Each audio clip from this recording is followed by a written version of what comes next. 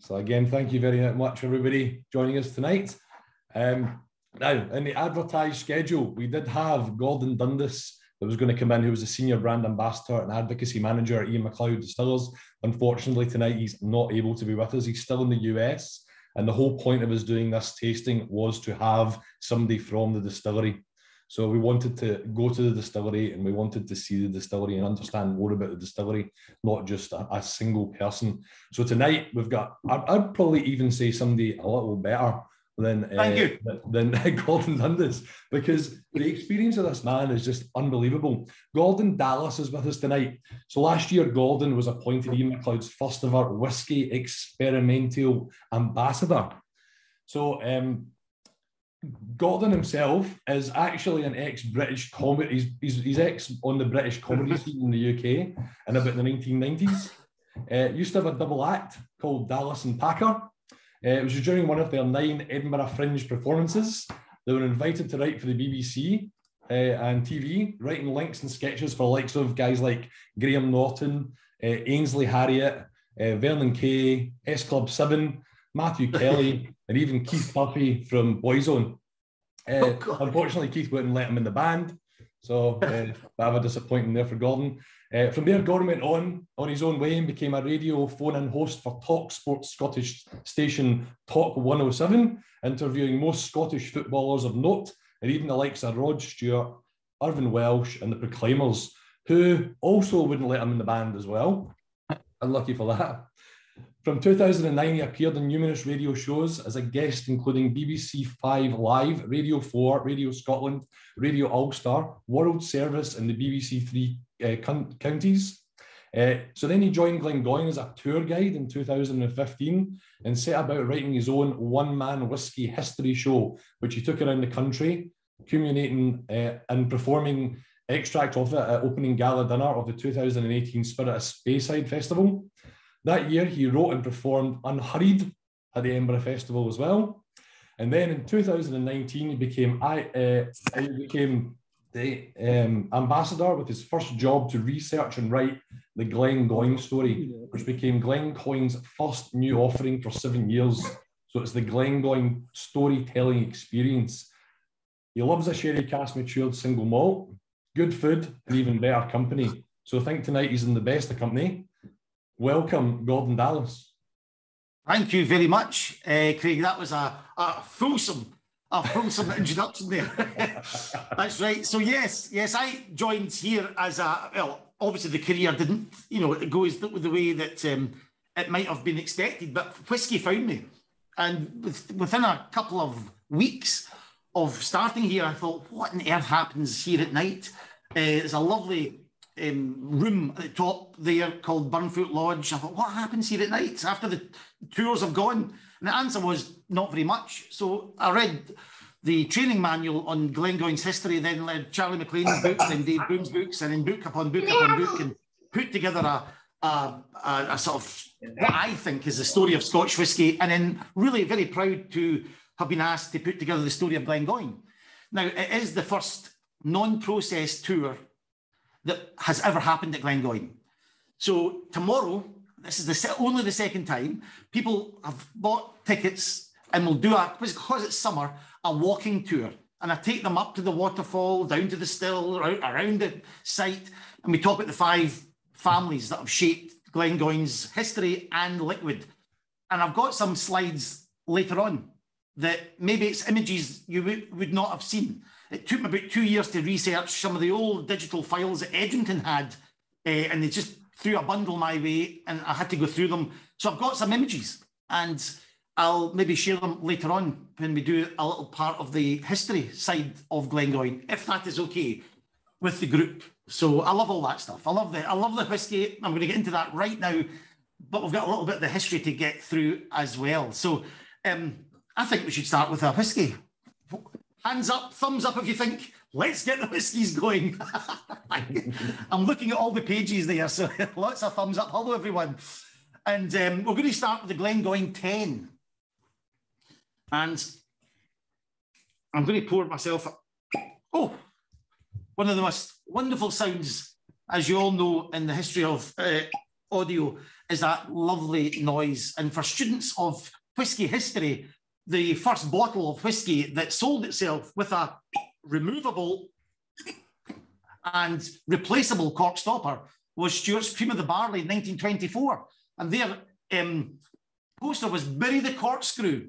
So before 1924, it was a corkscrew, and then you had to finish the bottle. Sadly, many say it was the end of whisky as we know it, because you had to put the cork back and tell your partner that, you know, you have to, don't have to finish it all. So, ladies and gentlemen, again, we'll talk about the whisky in a second, but I just think we should say hello officially, and we'd love some chat. I think Craig's going to monitor some of the chat. Any questions?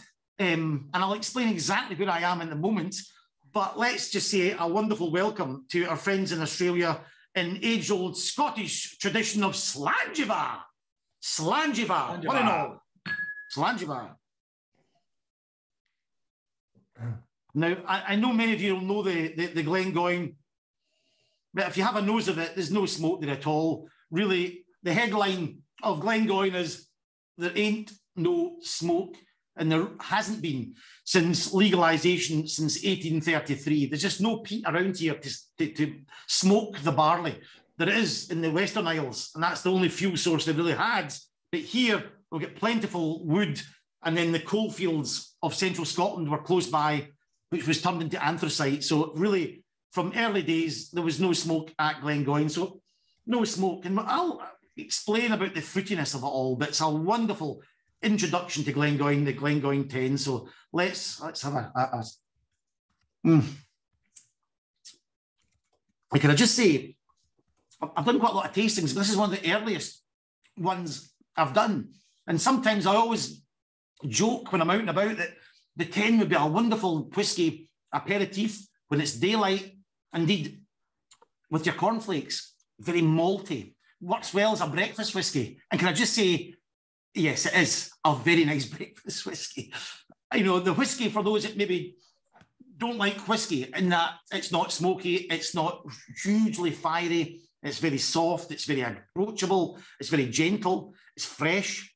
It is 10 years, it has spent 10 years maturing in wonderful sherry casks, but 30% of them first fill sherry casks, 70% refill casks. And the refill casks, wonderful. The casks that have been sent to Broxburn, our head office, right next to it is Broxburn Bottlers. And I'll explain Ian MacLeod's history with Broxburn Bottlers and Glenfarclas. But it goes there, they empty the casks, and if they're good, they get sent back and refilled. And what we're drinking right now is 70% refill casks and 30% first fill. Later on in the evening, we'll have 100% first fill with the 25. At the moment, it's 30%. And that's where the flavour of these whiskies come from, really. It's the first fill. And the first fill of the 10-year-olds, it's all sherry casks. It's 15% European oak sherry casks, 15% American oak sherry casks. So Quercus robur, Quercus alba, two types of wood. And if you think of it a little bit like a tea bag, you know, the first fill, the first dunk in a bit of hot water, very dark tea. The second dunk in a mug, it's slightly lighter and softer. And that's exactly what we're experiencing here. So I'd love to get some comments and thoughts of what it's like to be drinking a 40% ABV Glengoyne at 7 p.m. in Australian time. Anyone, please either unmute or go through, Craig, with the chats. Any thoughts? I need to get warmed up, you see, so I need to use you to do some of the heavy lifting early doors. Maybe my eye to get a few whiskies into them first. Yeah. Well, I'll explain. I brought some props with me as well. So is this natural colour then, this one? Completely natural colour? That's a very good point. Yeah. Before I do my props, it's all Glengoyne, 40% ABV. Nothing has been added apart from water, barley and yeast. Of course, you can add E150A, liquid caramel, but we do not categorically add that to Glengoyne or any of the Ian MacLeod single malts, including Tamdhu that we own. And when Rosebank gets up and underway, we won't be adding liquid caramel to Rosebank either. So it is natural colour. So John Glass, our master blender, has got the job, along with Emma, his assistant, of taking these casks down to Broxburn and filling up a floor-to-ceiling vat, 70% of the refill casks.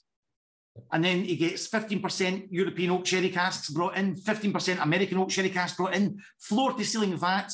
It has a little tap, fills up a glass, has a nose, has a visual look on it. And if it's the same colour and the same aroma as it was last time, and he takes it down to 20% ABV, which is almost doubling the water. And if it's the same flavour, he hits a button and it goes to bottling. If he's not happy with it, he can withdraw some and add maybe a 11-year-old European oak to get a bit more body or a bit more flavour. So the youngest whisky is 10, but there could be 11s, maybe 12s in this whisky. So it's natural colour, natural, obviously, flavour, and a wonderful Glengoyne single malt from the Highland region. And we'll explain all about the wheres and why-fors of why it's a Highland single malt, but it's a really nice whisky. Water has been added. Our filling strength in the cask, 63.5%. Then it gets out after 10 years. We add water again to bring it down to 40%. But yes, you associate it with freshness, crisp, cleanliness. It's a lovely whisky. We're talking about food pairings. And a lot of people like the cask strength, which we'll do later on with haggis. Fight fire with fire. It's spicy, it's powerful, so is a haggis. But I think a 10 with that almost green, appley, crisp freshness is very cleansing. If you're eating something oily like a fish or a haggis, it's got some peppery oiliness, a 10 is very cleansing. And if you think of it a little bit like the red wine, white wine, that's in that white wine sphere of mindset of what you would taste with types of food. So scallops, peppery haggis. So I love the food pairing. So is it time to reveal where I am? You know, I'm at the distillery. I'm in the boardroom at Glengoyne. And in lockdown here, I used to do these tastings from my hut, which was wood panels.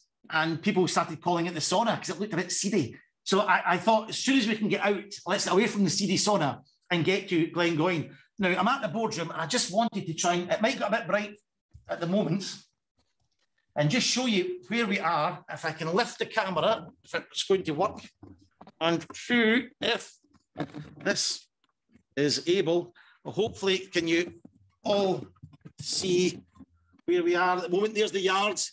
You can see the pagoda chimney there. That's the original malting floor of Glengoyne. That building, that's where some of the management work in that building now. I'm not too sure what they do.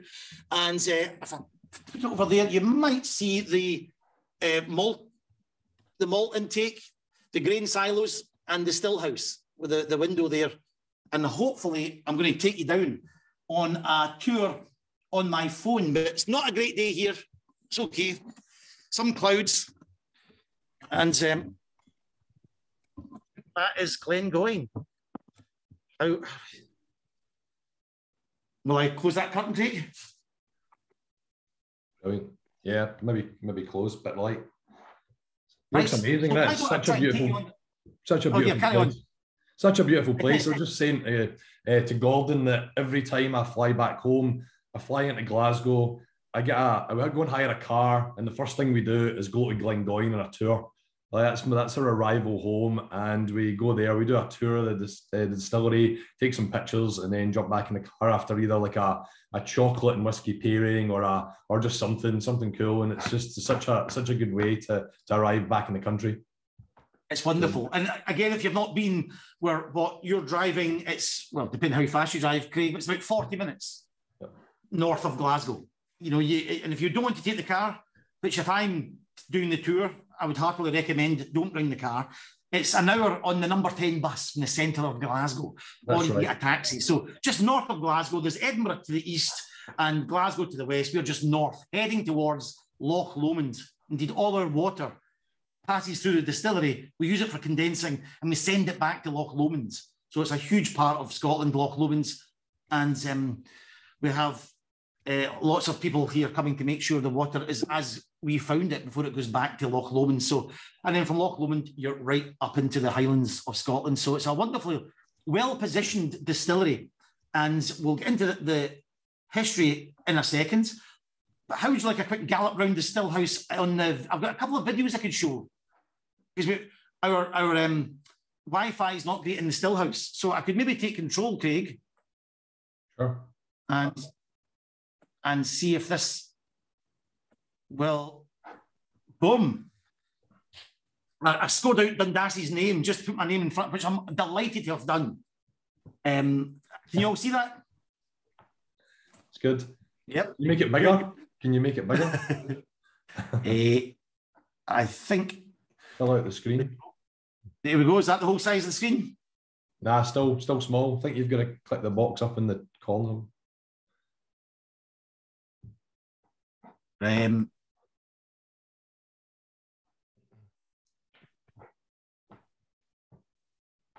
should do. Hope everybody hopefully can see that.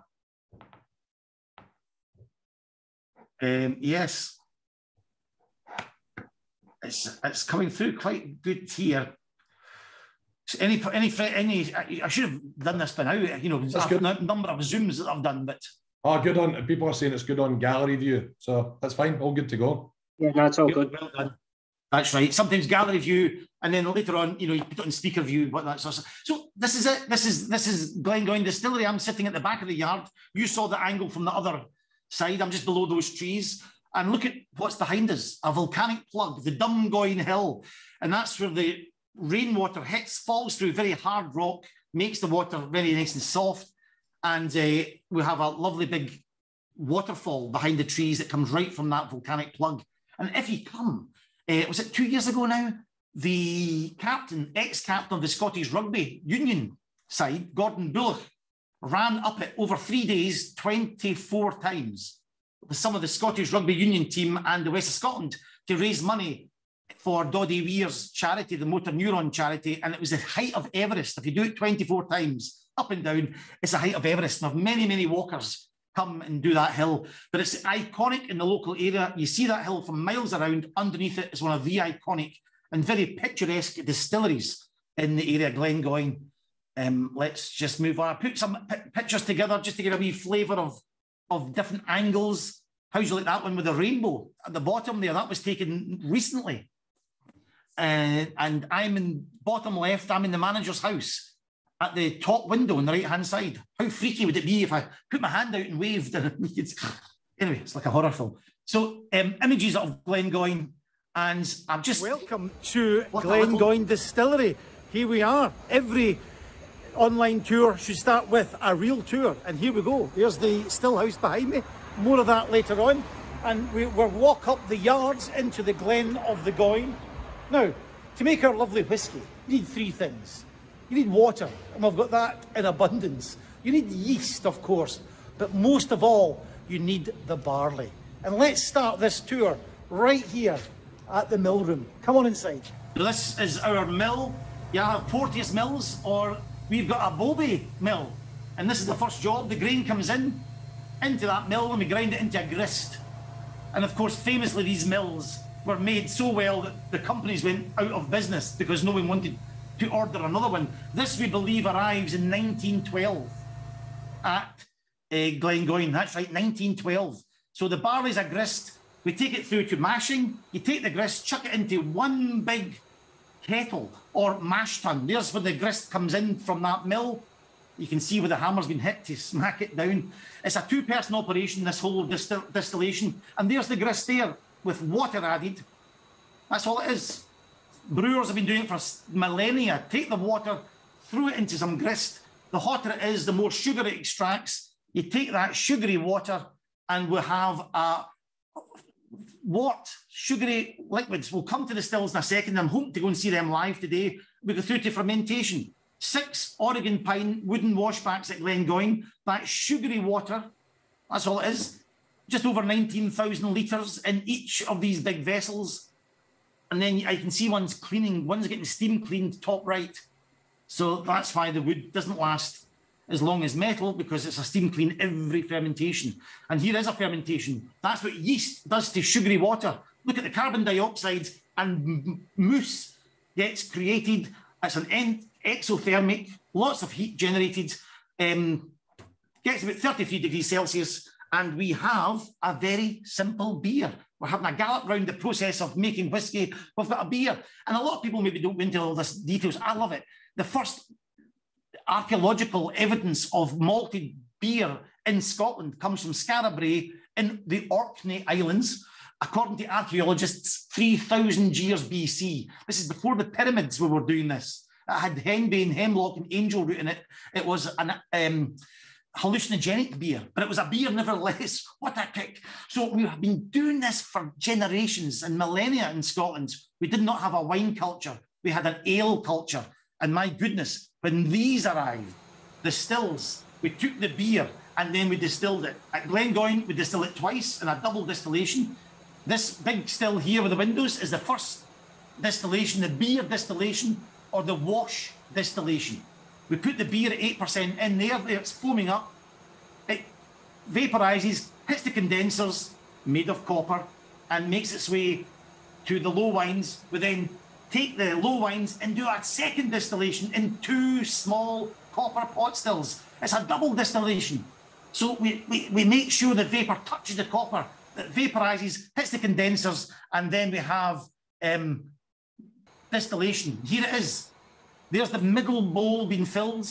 The 2 stills that have been working independently now come together to fill the middle bowl. Look how slowly the liquid, Glengoyne's watchword is unhurried, the running slow, slow, slow stills. And we use our eyes and hands to do the cut. There's no computers. It's all done by eye and by hands. And there's the clear spirit running at 74 ABV down to about 64 ABV. Clear, pure Glengoyne spirit.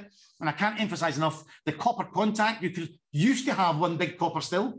We've now got 2 small copper stills for the second distillation. So you're forcing the vapor to touch copper in that second distillation. And then you run the stills very slow. And that 10-year-old is as close to that clear spirit as I think you'll get today, and possibly in the entire core range. It's green apple, it's fruity, it's sweet, it's clean and refreshing. A hint of raisins there as well, apples, pears, and then the wood has its effect on it. Speaking of the wood, let's quickly jump to where we get our casks from. And as we'll see in the history section, we were owned by Macallan.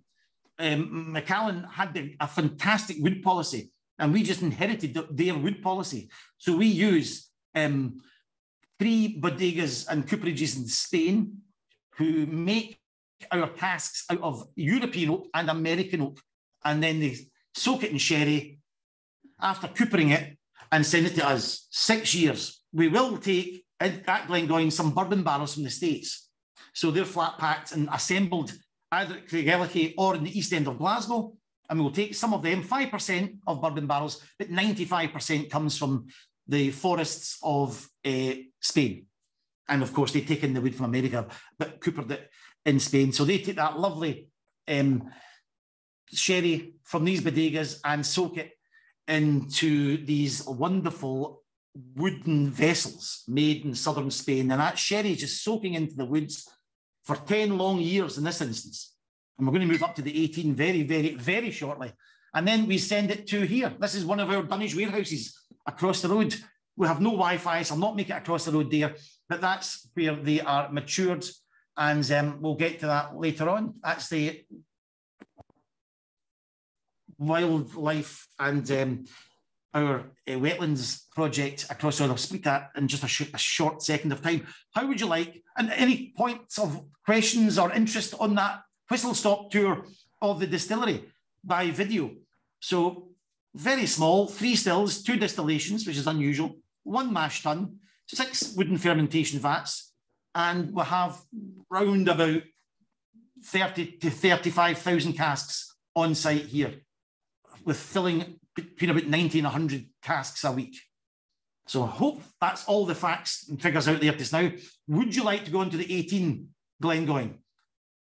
Thumbs up for that. And while you're doing the 18, put it into your glass. I will try.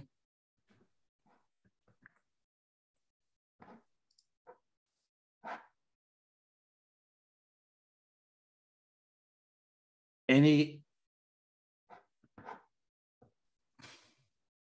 comments, Craig? I'm just trying to Line. Few people. So one was if you can close the curtain behind you.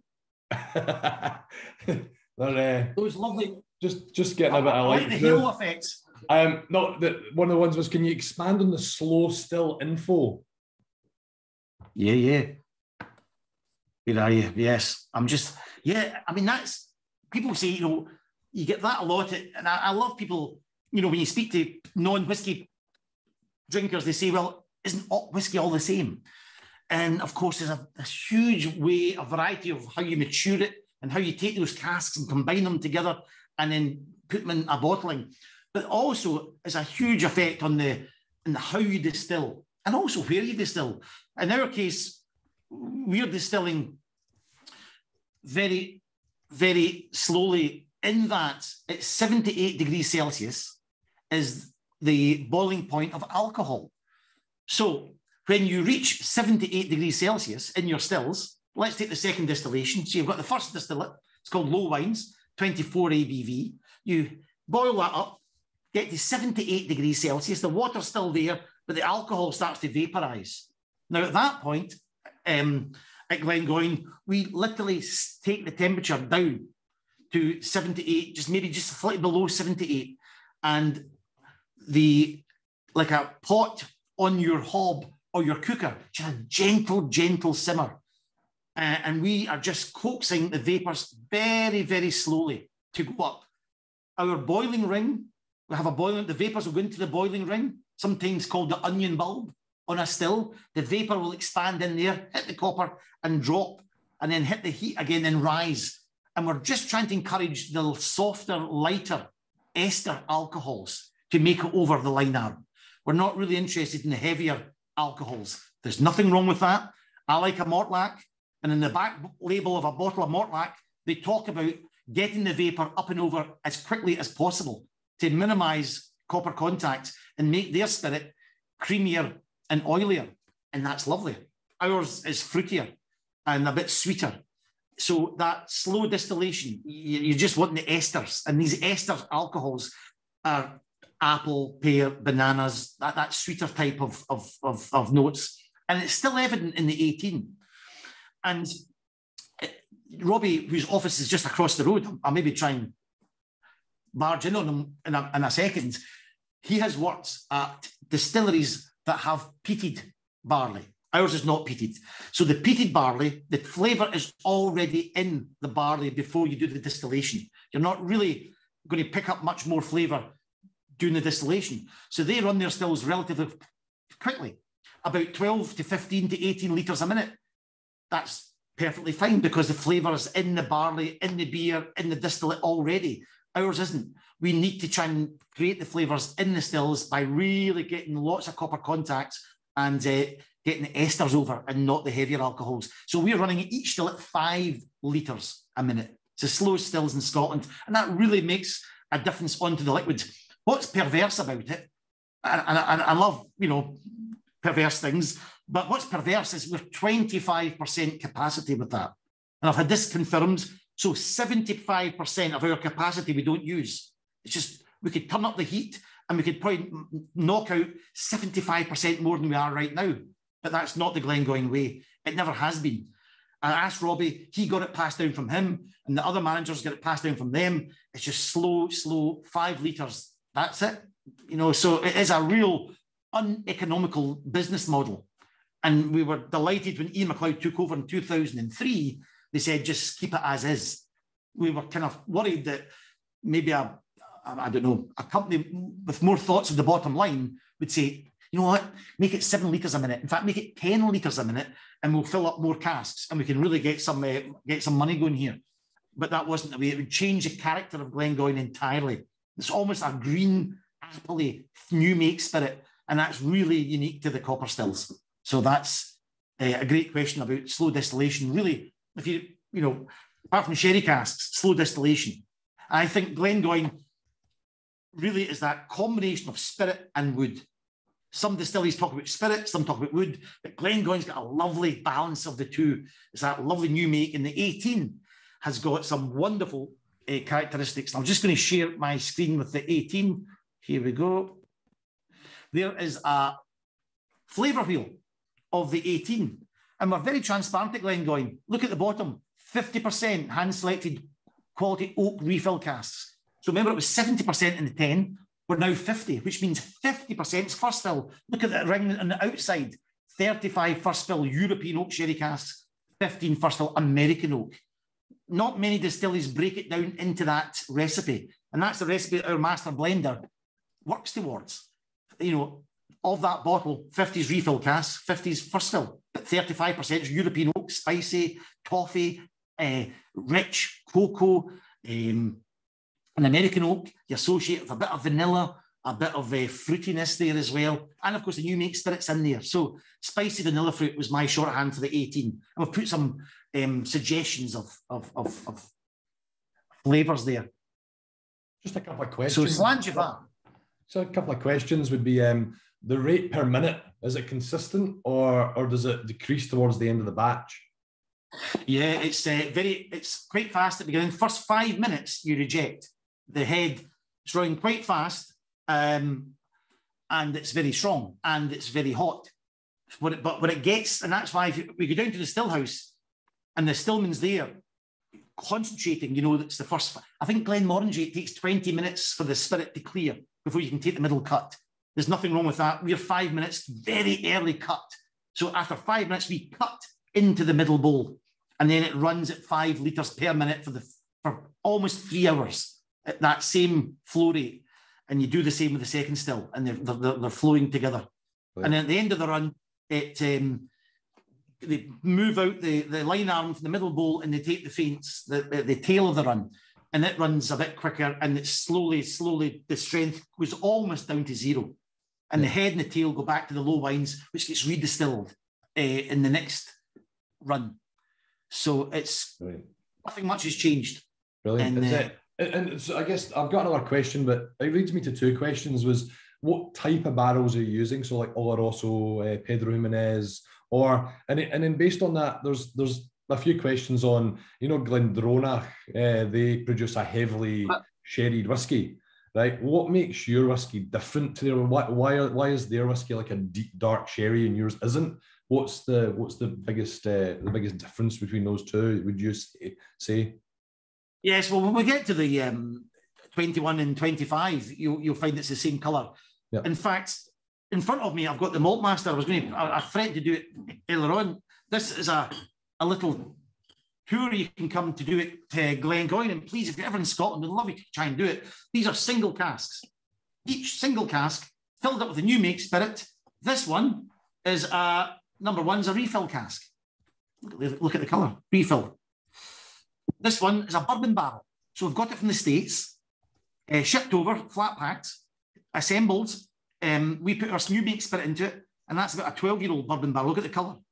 And then we move on to sherry casks. Here's 3 sherry casks. There's an American oak sherry cask. Look at the colour again. And here is European oak sherry casks. Darker, deeper, richer colour. So Glendronach, ourselves, Glenfarclas as well, Glenfiddich and Glenlivet are putting their whiskey in Macallan into sherry casks. What happens when they go to bottling is where you can decide what colour and what combination of casks. You do all this, you'll have deep flavoured coloured whiskey. Our 10 had quite a lot of refill casks in it. So it was refill casks with, as I did mention, sorry, it was no bourbon, refill casks with American oak and European oak sherry casks. That was the 10. And the 18 had 50% refill casks, 15% European American oak sherry casks, and 35%. So my point being, it's the recipe that the master blender puts together, that if you're using natural colour that we are, it's the combinations of casks, more refill, lighter, maybe some bourbon barrel, not in these 2 whiskies right enough, lighter. If it's your master blender wants a real sherried whiskey, they'll use the European oak and maybe American oak sherry casks. And it really is up to the master blender. However, I would say that of about 90, I think it's about 95% of all casks, and there's 22 million in Scotland right now, maturing are all bourbon barrels. The sherry casks are a very, very rare thing. And there's lots of reasons for that. They're expensive and very hard to acquire. So if you've not been down the sherry cask route, it's very difficult to get into it right now. They're very difficult to source. So yes, a lot of whiskey companies like ourselves can make lovely sherry whiskies like our 21, which is almost European oak sherry cask first fill, 100%. Or you can go down the route of the 10-year-old. The 18 was interesting because it did refill casks, and that makes it just a little lighter in colour and a bit lighter in flavour as well compared to the spicy, tannic nature of the European oak sherry cask. So there's lots of things you can do. You've got raw products from the distillery. It then goes to a master blender to be combined into a core range, and it's up to Glendronach's or Glenfarclas's or Glengoyne's to decide how many are in the distillery maturing. And there's not many of these anywhere in Scotland. There is a huge demand for sherry cask matured whiskey of a certain age. Right now, that's all we're filling is sherry casks. That's all we're filling. And hopefully if we get time to do the history, in the 80s and the 90s, not many people wanted sherry cask whiskey. Most people wanted vodka or gin or clear liquids or beers, and really the world had turned its back, and so there was stocks of it just sitting and no one was refilling it again. Not many. So we're finding ourselves playing catch up in many ways in Scotland with the sherry casks. Is it mainly Oloroso, or do you mainly do, like, is there just a...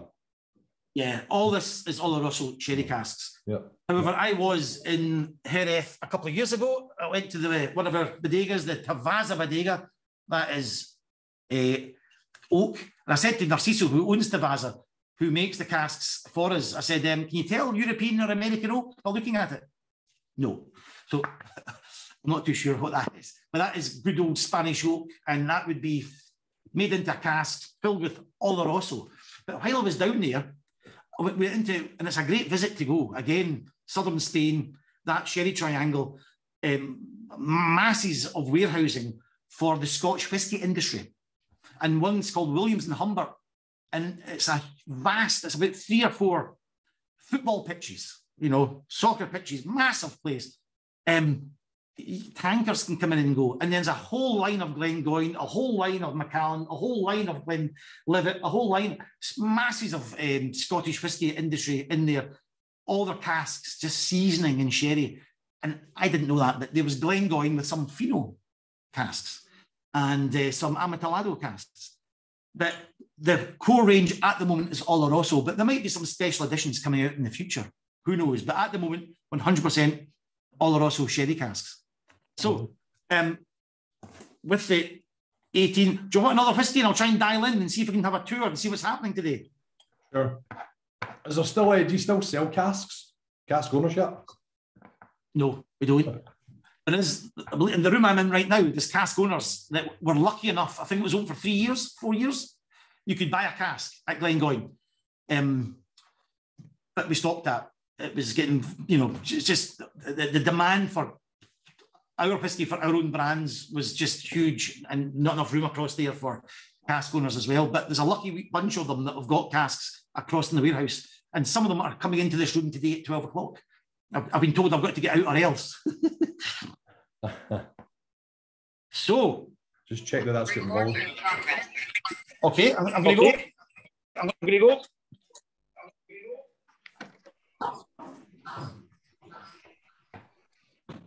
This works. Rick, can you hear me? All good. Can hear you. Yes. This is a first. This has never been done in a live tasting before. There may be a reason for that. That's right. Here we are. And I'll just point you where I was. I was up in that room. This is the manager's house. Top, I was up there. And in summer, we do some nice tastings out here in the lawn. There's an image you saw of the old maltings. Now, we open for tour at 10 o'clock, so the doors open. That was #1 warehouse. That's the first building on site. Very historic. It's now the shop. The door is opened, and I'm terrified they might not get Wi-Fi. You're all right. Everyone's still working. You here for a tour? Yes. Oh, wonderful. We'd like to say hello to some Australian friends. Oh, I do. Just say hello. Hello. Where are you from? Chelford, Shropshire. Right, okay. What tour are you doing? Just The two whiskey tour? Yeah. No such thing as a cheap tour here. No. There's a shop there. Anyway, you have a good tour. And this is the house, part of the house. You can do tastings here. We're going to go down the yard.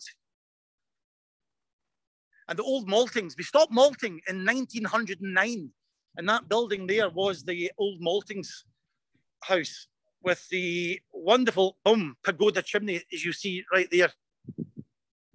And basically, as you see, the third owners of the Langs, people could do it better and bigger than they could do here.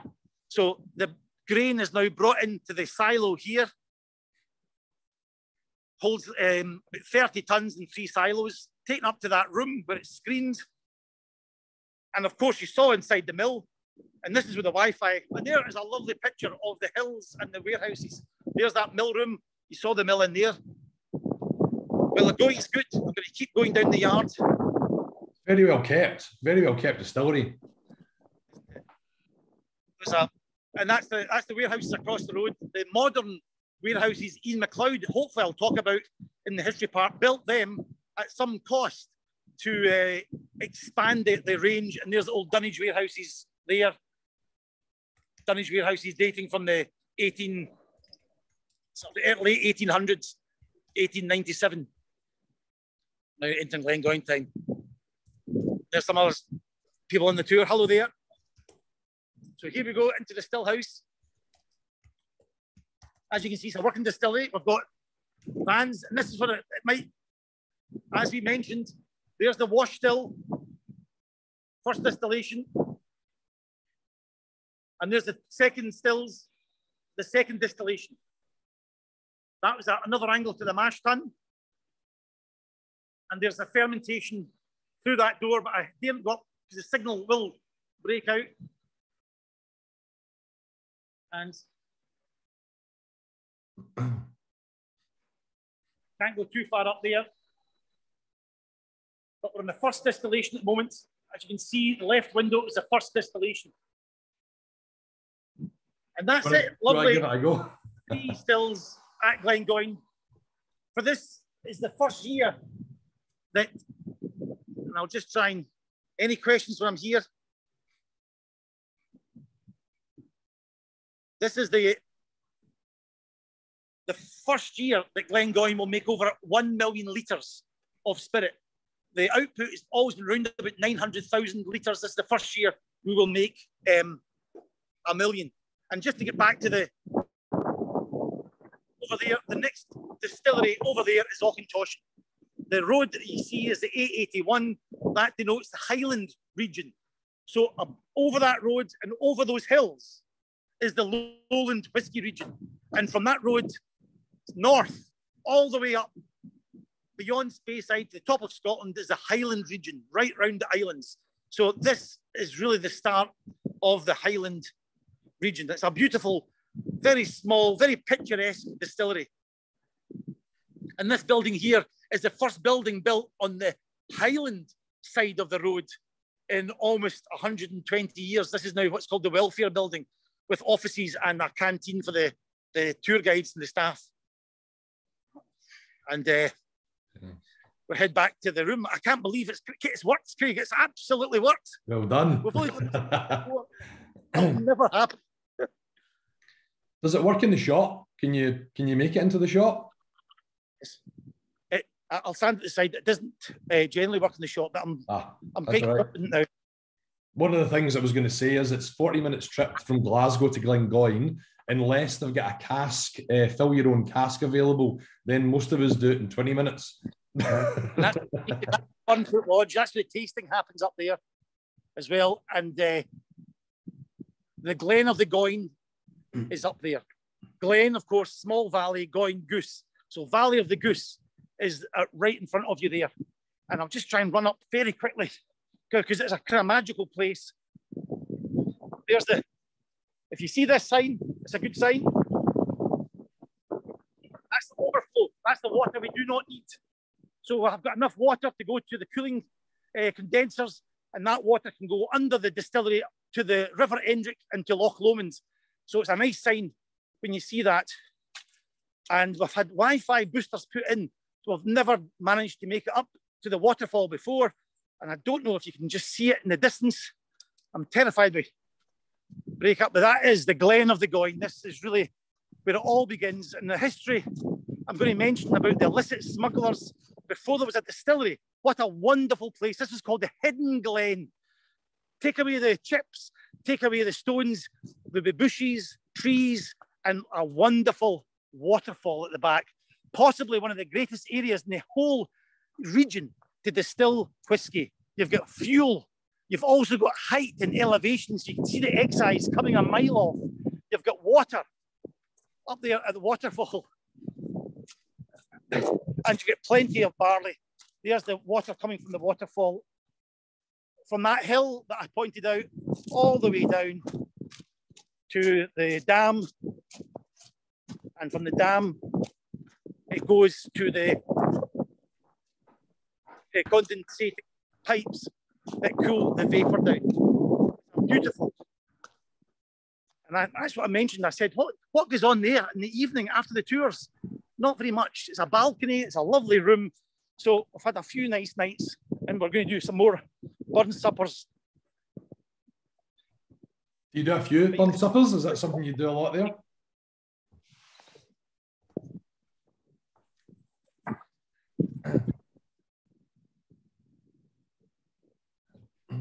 And this is not the most picturesque, but it is a working distillery. There's the water tower. The silver one is the water that comes from Loch Carron that goes into the mash. The production water that's in the whiskey you're drinking right now comes from a reservoir in there down to the mash. And the green one cools the water. It's been at the condensers and sends it back cool to the river, back to Loch Lowland. So I'll try and go into the shop right now. We've got people walking the West Highland Way.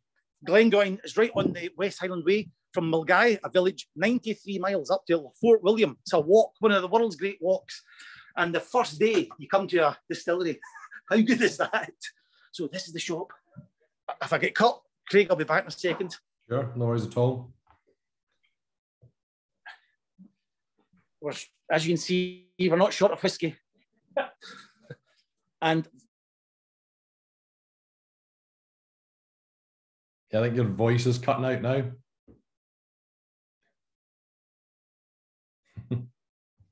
A new, well, we got a new teapot. I got a new pour your own yet? Not yet.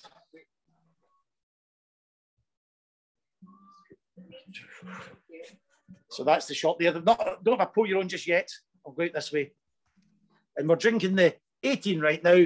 We may want to go into the 20. Is it 21? We're having a sample now, Craig. 21. Good. Go for it. Done. We'll have a drink of the 21.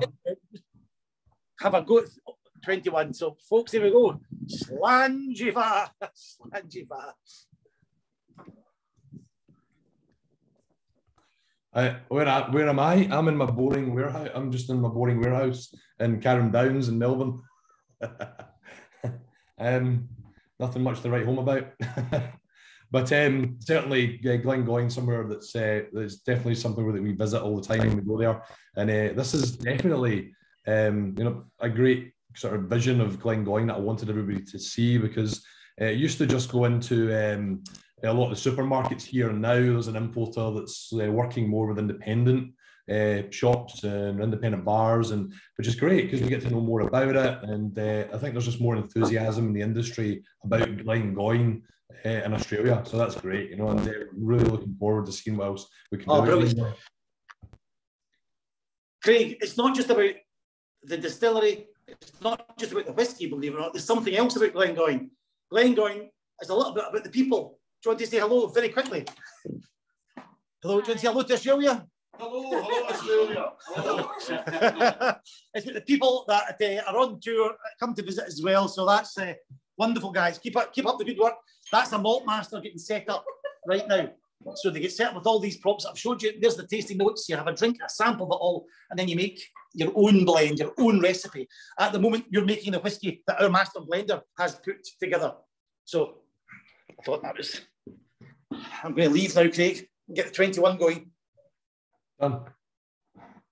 Yeah, so I have a glass. I have a taste of the 21-year-old now.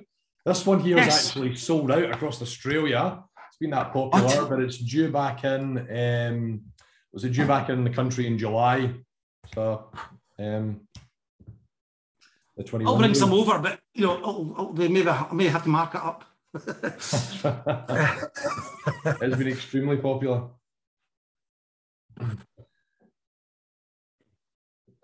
So I hope you enjoyed that. Whistle stop. That was wonderful. Wasn't too sure it was going to work or not, but good old iPhones. Yeah, it was very well done. And a first. It was. We've done an Instagram live, but never on a. We tried it on a live tasting a couple of months ago, and the Wi-Fi just didn't work. Yeah. So I've not done it since, and I thought, well, you know, if you can't, you know, luck, you've got to have a bit of luck. So the 21's wonderful, predominantly almost 100% first fill, but you've got much more of the European oak influence now. You know, so the 18, it's a lovely discussion to have, 18 versus 21. We do tastings up at that Burnfoot Lodge that I showed you, and it's a lovely discussion. There's 3 types of maturation going on in the 18. There's refill, there's American oak, and there's European oak. In the 21, ostensibly, it's 100% European oak. So the predominantly one type of maturation in there. So it's a lovely, if you love your sherry casks like I do, that Christmas cake, the dark fruit, it's not so much fresh green apples that we had in the 10. It's richer now. It's that cocoa. It's a bit of treacle, a bit of toffee. Christmas in a glass is what we call it. You just start yourself a nice wood fire and relax. And it just, my tip with the 21, and I suppose it's the same with a lot of the whiskies, try and keep the 21 in your mouth. It will not burn, but I think it really releases. If you can just try and keep it in your mouth for a few seconds. A lot of people say the number of years in the bottle, number of seconds in your mouth, that'll burn you. I wouldn't bother. But 21, a few seconds, it just starts to spice up and get the back of your tongue. The 10 was more front palate. The 21 side and at the back, rich, and just starts to bite and starts to grip your tongue. So that would be my, don't drink it too quick, the 21. You can wash it round.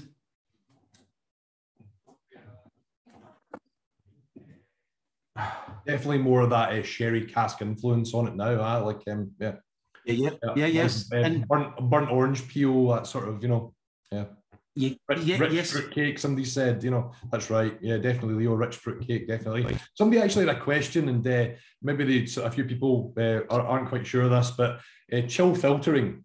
Maybe just discuss chill filtering, because I noticed that these aren't chill filtered. And there are some people asking why, what's your stance on chill filtering? It is a debate, I suppose, and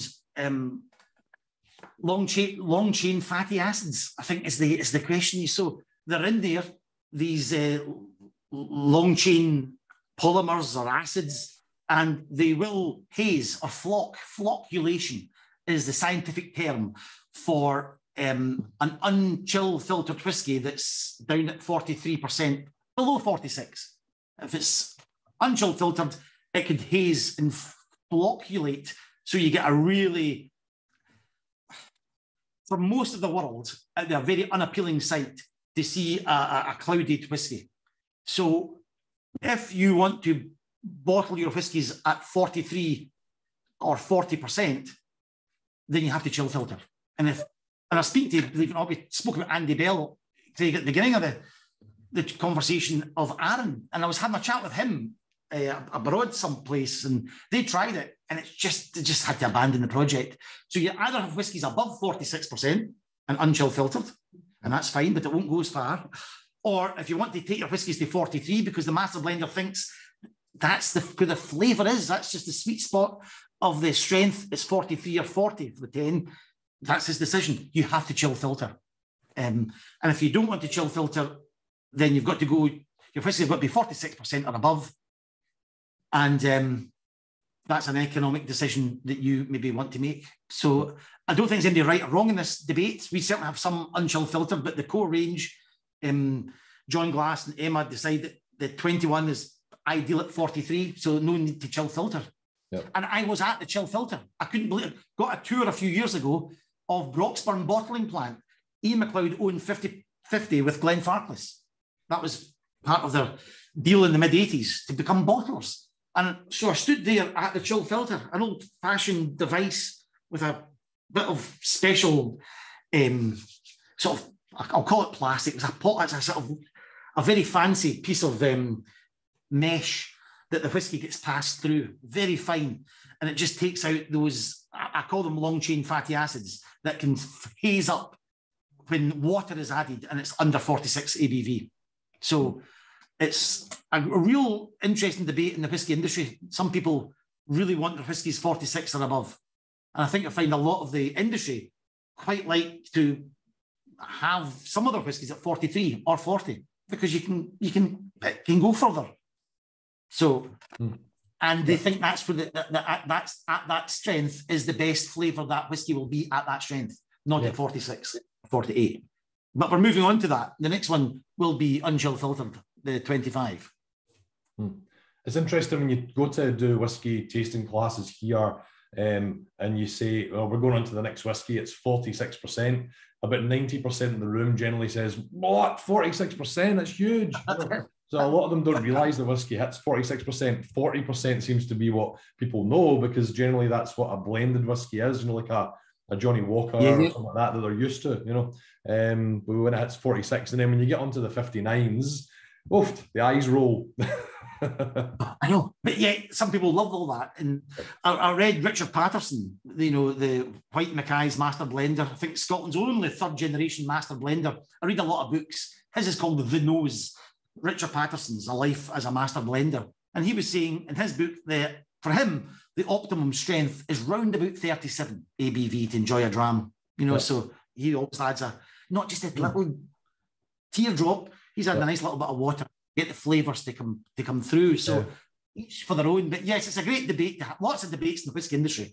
But that's certainly chill filtration is one of them.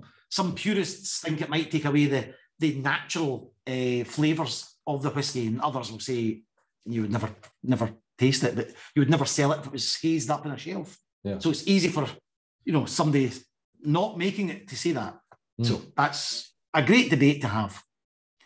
So how would you fancy a quick gallop round the history? I could try and do 200 years of Glengoyne's history in about 15 minutes. Yep. You think? Good. I'll try and share the screen. It is the Glengoyne storytelling experience. It took about a couple of years to write it.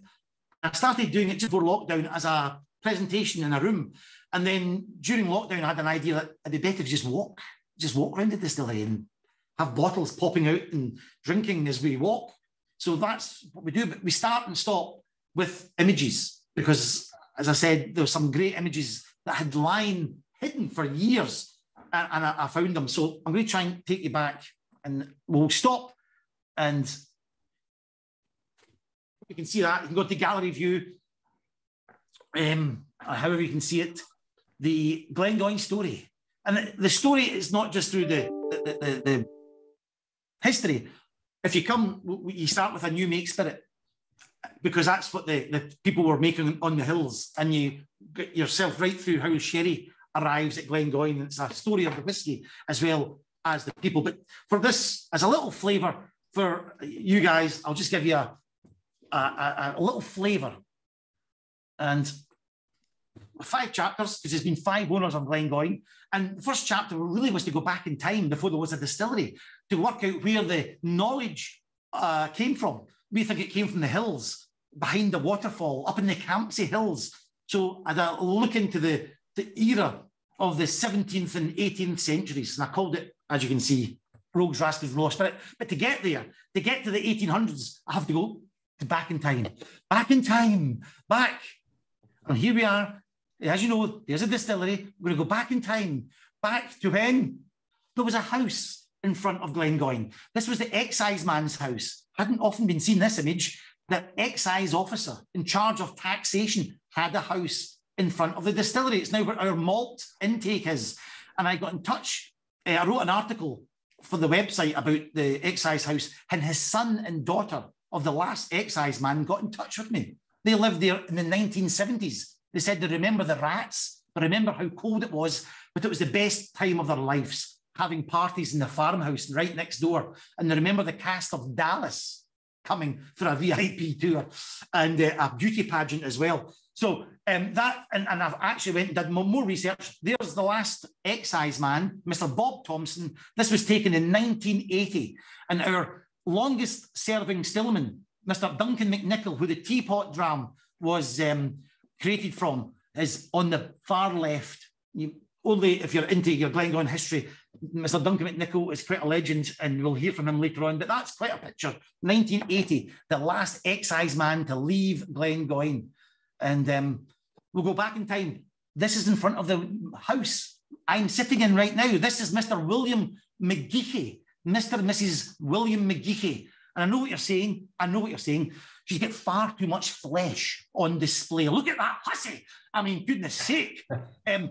McGeechy was the manager from the year 1900 to 1927. His son David from 1927 to 1966. Almost 66 years of service. One family, all at Glengoyne, living in this house. So going back in time, when there was railways behind the warehouses that I showed you, the reason we're here is because there was a railway line from Glasgow to Aberfoyle and the Trossachs. Without that railway line there, the Victorians would never have bought Glengoyne. That is now gone. It's now the West Highland Way that you can walk from Mulgai up to Fort William using part of this railway line. But that is the reason the Victorians moved in and bought the distillery. Back in time, there's no Burnfoot Lodge there. Back in time to when there was no distillery, to when there's only midges, mayhem and moida, I'd like to call it. And this is really, very quickly, 1781 was when the people in this country had to get a license to distill. You could no longer do it in your kitchen. Excess grain, brilliant. I can turn it into spirit, and I can use it for medicine. I can use it for drinking, and I also can sell it at 4 times its value in Glasgow. Hallelujah, until 1781. And what's was to come in this area? Look what happens. In 1784, the Wash Act brings in from the Firth of Clyde to the Firth of Tay. The government of the day divides Scotland for the first time into a Lowland and Highland whisky zones. In the Lowlands, you could ask for a license. Also, you could get a second export license and sell it and make money. North of the line, you could ask for the 81 license, but you couldn't get an export license. You were not allowed to sell your whisky anywhere, private consumption only. And that was basically the government trying to keep a hold of the industry in the Lowlands so they could tax it. And that line, boom, is right in front of the distillery that wasn't there in those days, but it was the farms on the Campsie Hills that were now made illegal from that law. And Balfron and Killearn and Drimmen suddenly found themselves, after 1784, unable to make money through distillation. And my question to you all, very quickly, this is what happened in the Lowlands. It starts off going small, but as you can gather, the taxes get bigger and bigger and bigger and bigger and bigger in the Lowlands. So the Lowland distilleries are getting taxed out of their skull, and they come up with a plan. They come up with a plan on the right-hand side, a forerunner of the continual column still. And I've got a creative agency to design what I think these saucer stills were. This one was from Cannon Mills in Edinburgh by a Robert Steen, invented a still that could distill not 2 or 3 times a day like the pot still on the left. This still on the right could distill up to 90 times in one day, and you only pay that tax on 2 distillations. So you had 88 distillations you could sell without being taxed, and it would be shallow, massive furnace, no boiling bowl, no boiling ring, unlike the pot still. And I've got no time to go through all that. But this made the Lowland whisky really rough. Everybody wanted the pot still whisky. Nobody wanted that muck. And people had to get inventive and sneaky. I've got no time to talk about the chap who dressed up a barrel as a wife to take the barrel into Glasgow. All sorts of ways to get your whisky to Glasgow, because people wanted the Highland pot still whisky. No one wanted the Lowland stuff. So this chap dressed up a barrel as his wife. You could get gangs to do it, but the secret weapon was, of course, the local ladies of the parish who would walk the clear spirit into the Glasgow with pouches under the skirt. And we got some pouches made, here they are, filled with new made moonshine. There was no time to mature it in those days. So the clear spirit would be walked into Glasgow by these ladies. And I got my sister to dress up. Look at her, she's absolutely gorgeous. If I say it myself, she's pretty bonny. And these ladies would walk like that all the way to Glasgow and never been caught. So the pot still makers were very sought after in this area. So this area close to Glasgow was well known for good whiskey. The Lowland stuff made in Glasgow, nobody wanted it. So there we've got the genesis of master whiskey distillers in the Campsie Hills. Very quickly, here we go. We get to legalisation, and our first guy is called George Connell. We have no image of him, so I've got him looking like a young Brian Cox. If anybody's a fan of Succession, I said to the artist, make him look like Brian Cox. George, we used to call Old George, was 27 years old when he got a licence for £10 to set up distillation at Glengoyne. And why did he go legal? Well, I worked out he'd get married in 1830, had 6 children, and his wife, no doubt, didn't want him smuggling the moonshine into Glasgow. You could be sent into courts, or you didn't want to go and meet the gangs in those woods. Glasgow was changing. So he went legal because Glasgow now really was becoming the second city of the empire. It was one of the biggest industrial cities in the world. And people, the Irish famine of the 1840s sent the Irish over to Glasgow. The Highlanders were getting cleared off the lands in the Highland clearances. They came to Glasgow. Industrialisation meant factories were crammed full of Highlanders and Irishmen. What a concoction for hard drinking. And they did not want the lowland muck. People wanted the good stuff. And George Connell decided to go legal so he could supply the good stuff. But he left in 1851. I realised there was a new owner into Glengoyne. I did not know this until 2 years ago, and it doesn't feature in virtually any history of Glengoyne. A guy called John McClelland. Here he is there in the census. I'm not going into details. It's still a small farm called Burnfoot. So he takes over from George Connell. And we've always talked about George Connell. Very quickly, what becomes of George? I've got hardly any time to do this. Does he become a success? He goes to become a farmer and make a success? Or does he go to a farm and make a complete hash of it and has to come back and beg for a job at Glengoyne? Or does he become an entrepreneur and sell hard liquor and hardware in Glasgow? Is it A? Is it B? Is it C? Everyone shout out. You've got no time, just in your heads. It is A. George becomes a big success. He has a 48-acre farm just outside Falkirk. Boom. And then we have, I'm going to take this back just a second, and then we have John McClelland dies, and his son Archibald takes over. And this was the biggest shock when I was doing my research. His son Archibald creates a business card, and it's the first image of Glengoyne Distillery. There it is there, it's called Burnfoot Distillery. Archibald McClelland, the son, he takes over in 1867, and he's taken this card into Glasgow.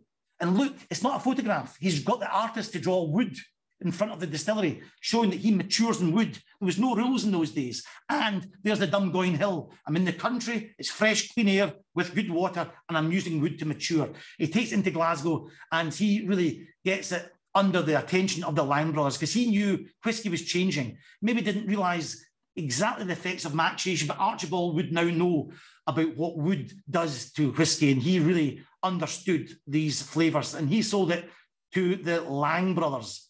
And the Lang brothers, there they are, Archibald and Gavin, Alexander and Gavin, started up in 1861. They bought Glengoyne on Archibald's death. He died aged 34 in 1876, as did the Lang's father. And the Langs had money. They obviously knew about the distillery, and they bought it from Archibald's widow. And I think at that point, we could quickly celebrate the Langs, because they were bringing in sherry casks before they bought Glengoyne. And when they bought Glengoyne, we're pretty certain that they would bottle the sherry in Glasgow, send up the barrels to Glengoyne, and they would put the new make spirit into sherry casks. Now, it might have been done previously, but this was now a big-scale operation. The Langs invested more money than anyone previously, and it was now becoming not just a farm. They renamed it Glengoyne, soon to be called Glengoyne, and it became the international whiskey that it was. So I think we could go into the 25, Glengoyne, just to post the Langs. And the 25 is 46% ABV, unchill filtered. 4 more years, and it really is rich in toffee, molasses, rum, raisin, real sherry, classic sherry notes in the 25. Here it is here. So I said 46, it's actually 48 ABV. It just knows that. You can just smell the rich bit of cocoa, toffee. And again, folks, Langevin. Langevin.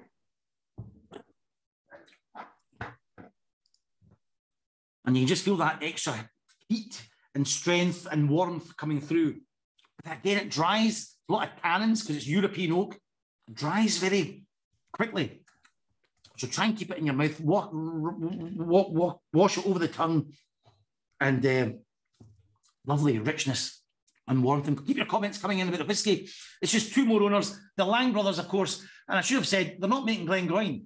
That's just what we've had. They were making blended whiskey.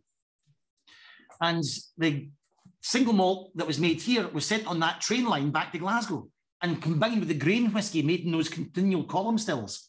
And that still we showed you from the 1790s was a forerunner of the coffee stills or the continual column stills used in the bourbon industry and used to make grain whiskey, still to this day.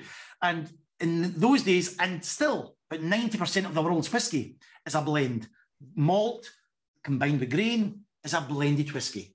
And the Langs were sending the malt whiskey to Glasgow to blend it into what was called Lang's Supreme Blend. And then it became a Lang's 8, a Lang's 12. So they were selling blended whiskey. So Glengoyne, the story is not about single malt at the moment. It's made here, but it's bottled as a blend in Glasgow.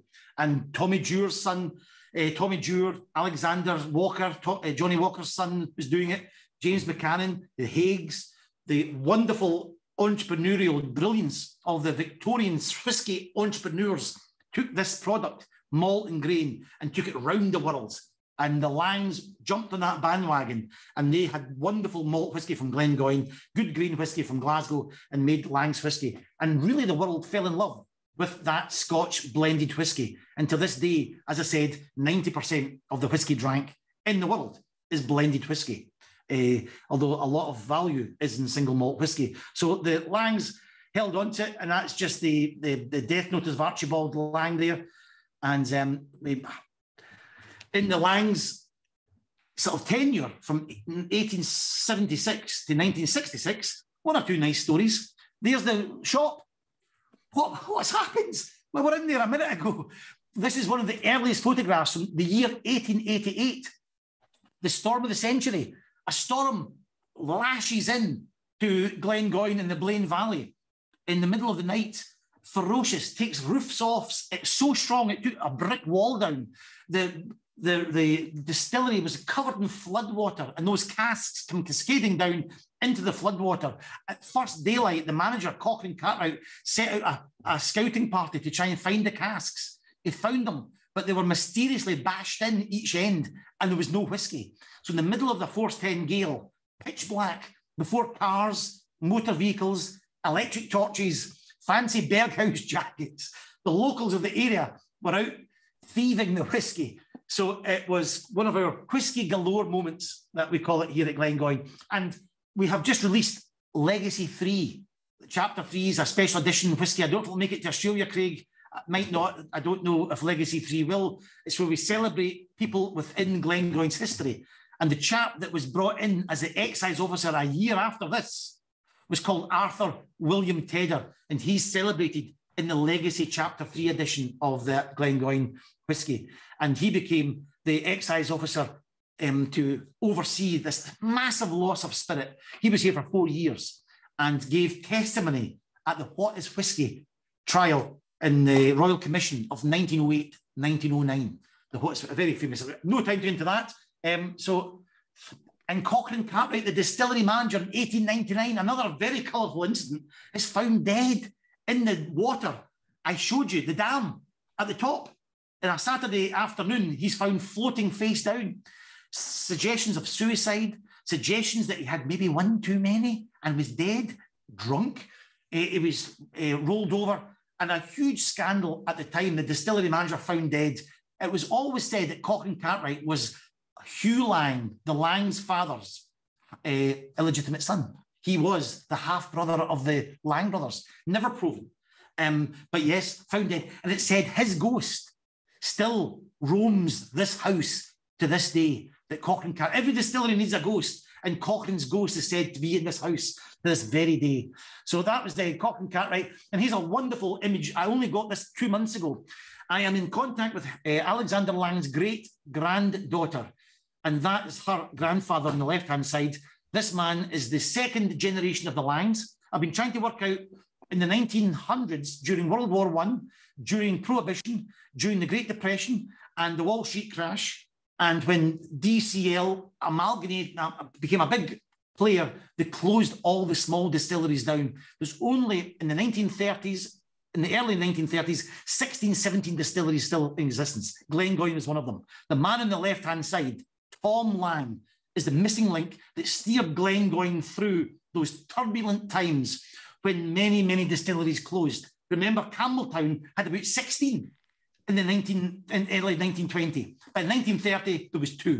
There still is. There's 1 extra now. So Tom Lang, his son, is the chap looking down with the hat on. He is the 3rd generation, and he sold the Glengoyne to another business called Edrington. And Edrington, I call them new owners. New World means America.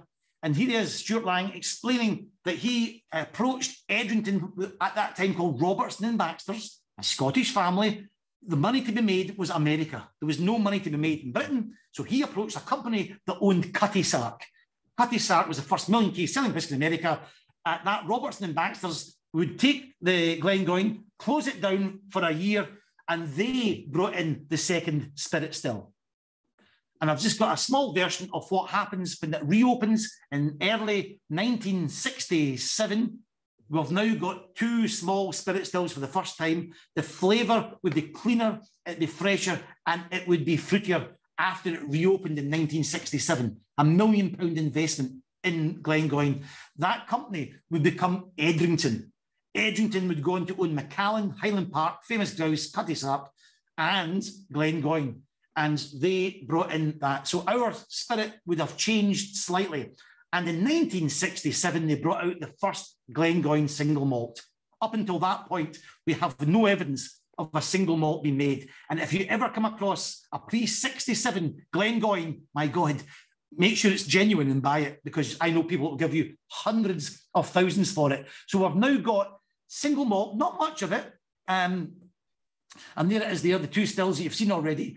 And their contribution to the industry is they protected the sherry casks. In 1981, the sherry casks that were taking sherry to Britain were now banned from being transported from Spain. Those casks were bottled in Spain. Sherry was bottled in Spain. So there was no more casks coming to Spain, from Spain to Britain, which was just as well, because no one was drinking sherry cask matured whiskey in the early 1980s. No one really was drinking whiskey. People like myself were on Blue Nun, at least a bottle a night, or it was cider and black, or it was, Bazik or whatever it was. People had turned their back on whiskey. So no one really wanted really that flavours on the right-hand side, dark fruits, dark chocolate. That's what you just had in the 25. That was really out of favour in the early 80s. Can you believe it? People wanted the flavours on the left-hand side, the refreshing citrus notes. That's what you wanted in a drink. Make it long. So most whiskey makers decided just to go and buy bourbon barrels. The sherry casks were no longer here, but Edrington didn't. Edrington went down to Hereth and got them made for us. 6 years, £1,000 a piece. People at Glendronach, as one of your contributors quite rightly said, did. Macallan, well, that's the owners of Edrington, did. And when Ian MacLeod purchased Glengoyne in 2003, we kept going with that same wood policy. But I'm telling you, it's less than 8% of the whiskey maturing is sherry cask matured whiskey. It is rare. So Ian MacLeod comes in buys Glengoyne in 2003.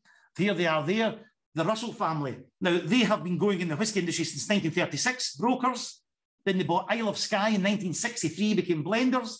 Then they went 50-50 with Glenfarclas. In the 80s, became bottlers. And then in 2003, Ian MacLeod Limited became Ian MacLeod Distillers. And they purchased Glengoyne. And wonderfully, they said, do not change a thing. They brought in Robbie Hughes. And also, it was like a breath of fresh air. They had a meeting in a pub next door. In fact, it was that railway. You saw the old picture of the railway at the beginning. That's now a bar. And Leonard Russell, who you saw there, the younger chap, said, let's have a meeting in the pub. No one had a meeting in a pub, ever, under Edrington. He said, let's go and invade Islay. So he got a boat, and they went and moored off of the coast of Islay, and they had a 3-day party. This was the sort of slightly maverick but fun nature of the new owners. Don't change a thing, but have a little bit of fun. Every Islay manager came aboard that boat. They are very respected in industry. Gordon Doctor's in charge of Orla Liquid that was on the boat. So a very respected company. And that's where they did a lot of deals that made our Smokehead. Got a lot of parcels of Islay whisky there. But very quickly, we're almost coming to the end. When they took over, that was a core range, a 10, a 12, a 10, a 17, a 21. The 12 was travel retail, some special editions. But I didn't know this. 15% under Edrington was going to single malt. 85% was going to blenders. It's now the complete opposite. It's about 80% going to single malt, 15% going to blenders. So you need a lot of warehousing. Some of ours is up at Tamdhu. We've got these warehouses filled to the brim of Glengoyne. So 3 to 4 times more investment at Glengoyne that Ian MacLeod have put down. There's a lovely overview of the site as well. And we're heading towards the teapot dram. Before we do, here is Duncan McNichol. Remember we saw him in 1980 with a kipper tie on. 42 years later, here he is. He talked about the teapot dram, and here he is. It's a 30-second clip. Heard all these stories about the dramming days, or the teapot dram as it was called, and I just kind of wondered what it was. And what we used to do was just to get a dram in the morning, dram at lunchtime, and a dram in the evening. Most of the older guys would have their dram. The younger guys, like myself in these days, what I would do is I'd hold on to my dram. I'd wait till the brewer or the manager went out. There was always a wee teapot lying on top of the canteen table, and we used to pour it into this teapot. Now that meant that later on in the day, when the older guys could go and have a dram if they wanted. So getting some extra tea. Go and get some extra tea, yeah. Correct. What kind of whisky was it? Best of stuff. Yeah, up north they gave them Cleary or Spite. They liked it up there. We preferred that stuff. The manager preferred that stuff. Our manager appreciated a good dram. Right. And I think because of that, that helped an awful lot. Why Glengoyne always got a good dram. The strength of it, did you water it down, or was it? No. The way it was, came out of the cask, that's the way you got it. That's where you got it. No, water it down. No, water it down. So that's the teapot. We're heading for a cup of tea. That should have stopped in 74. Health and Safety Work Act should have stopped the dramming days. Duncan arrived in 76. He was dramming for at least 5 years. So we didn't quite listen to the law in those days. We're going to have a quick cup of tea, but can I just say, just to conclude this whole section, that's the Glengoyne Storytelling Tour. It starts with George Connell, the first licensee.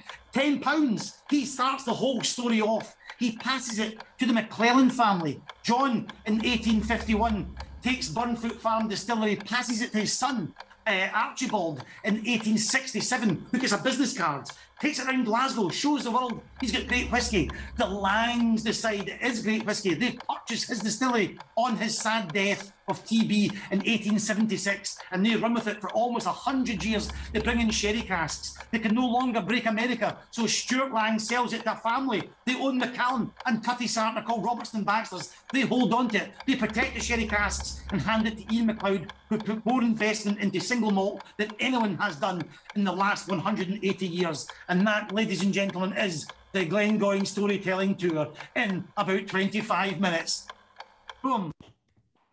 Right. Sorry. There we go. We'll finish with the teapot dram. Is that right? Still got the cast strength to go. Cast strength. My God. Cast strength. Cast strength. Yes, let's finish the teapot. So let's do the cast strength. So I've got cast strength. No water added for this one, folks. This one's coming in at 59.2% ABV. So you may want to add your own level of whisky to it. the good thing with the cast strength is John Glass, I've mentioned a few times, can play around with it. Sorry, it's my people want me. Each cask strength is a batch. They're in batches. So batch 1, well, now up at batch, is it batch 8 now? You forget where they're at it now. So each batch is slightly different. So each batch will have a certain amount of sherry casks, small amount of bourbon barrels, and some refill casks. That's how it breaks down. Generally, I look at the cask strength as roughly the same as the 10, roughly, without any water. Same sort of recipe. You know, about 30 first fill, round about 70 refill. The first fill is sometimes 20 sherry, 10 bourbon. So it is very powerful, very rich as well. I would suggest a little bit of water. 59.2% is quite a strong. You get pepper, really quite fiery, pepperiness. And I don't know if anyone's a fan of digestive biscuits, but it's a butteriness, I feel, to Glengoyne at this high strength. Buttery, shortbread, pastry almost, but a lot of power in there. And yes, if you're drinking and you want to pair it with a curry, good. Haggis can work. I do like the cleansing properties of the 10, but you can fight fire with the cask and a curry cask and a haggis. So it's because I'm driving back, I'll refrain right now from it, but that's the cask there. So yeah, colour-wise, you know, there's certainly more European oak sherry cask in a 21. So you're talking American oak sherry cask, some bourbon first fill, and some refill casks in there. But you are getting it as it came out the cask at 59% ABV. So any questions about cask, about a gallop through almost 200 years? It's a lovely story to tell, I have to say, of uninterrupted distillation at Glengoyne with some very colourful families. And I'm delighted that I still more research to be done about the second generation. That was a turbulent time during World War I, Prohibition and the Great Depression. So, and the amalgamations and the closures of the 20s when Glengoyne kept on going when others failed. How are you finding the cask? This is great. I like the spice on it, like that sort of Christmas cakey spice with chocolate on the finish, which really sits in your palate. Still there, yep, it's still there. You got, you know, that spice up the side there, a little cinnamon nip, and you can play about with the water. It's lovely urine charge, urine control of the strength here, which is what I quite like with the cask strength. Yeah. Yeah, I like how you're bringing it back as well to some dishes, you know, some Scottish dishes as well, but it's certainly not spoken about enough in the whiskey industry is drinking whiskey with food, matching it up with some food, you know, and that whole haggis, you know, like I don't know if anybody has really had haggis. I'm not sure if anybody, but that sort of matching with haggis for something like this is perfect, you know, it's that big bold flavours of both together, really good, yeah. It is. I don't think whiskey will ever take over from wine, but there's massive of flavours in whiskey and there's lots of flavours in food. And I think every so often it's worth just going and having a go. And if you think you love your wine, go down the tapas route with food. So just bite-sized portions and a little bit of whiskey. If I had some money, I'd be opening that in Glasgow right now. Some tapas and some pairings with whiskey, and you're right off haggis bonbon, some lovely crispy hot coating with some spicy haggis with the cask strength is, you know, would cut right through that. And as I say, a lovely a malty or a jalfrezi, a cask strength will stand up to a blooming good curry. So I'm all for that, but just in small portions. Sometimes you think white wine with the refill casks, the bourbon barrels, red wine with the sherry casks. It's not as easy as that. That's roughly how I think of it in the grand scheme of things. Like the 18 we've had, even the 21, you maybe think big sherried ones, that'd be a big lump of steak, red meat, wonderful, you know. And the 10, maybe, as I said, some sort of seafood, something scallops or something would work quite well with that. Something oily that it can cleanse the palate with. So yeah, I do quite a lot of the whiskey dinners, and they're proving quite popular.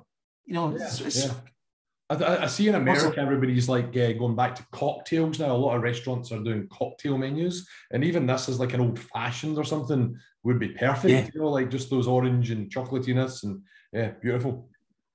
I think you're right enough. And I think something like the cask strength can stand its own in a cocktail. A lot of criticisms of cocktail is a good whiskey is getting lost with all this different, you know, sweet vermouths and sort of lemon juices and whatnot. But a cask strength is not a bad one for a cocktail. It will make itself known in that drink, and you dilute it, make it long, so you don't need to be drinking at 59.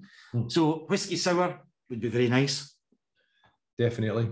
Beautiful whiskey. I really like it. Now, loads of questions about the teapot dram. We sort of hit it and then we left it, but sorry, I forgot the cask strength. No, it's fine. It's right. Just people are asking about it. So can you tell us how it's put together? Where did they get the liquid from? Is it young liquid? Is it old? Is it a mixture of everything? Yeah. It's 5 casks, which is wonderful. I mean, Duncan, you saw in the video and you've seen in the black and white picture.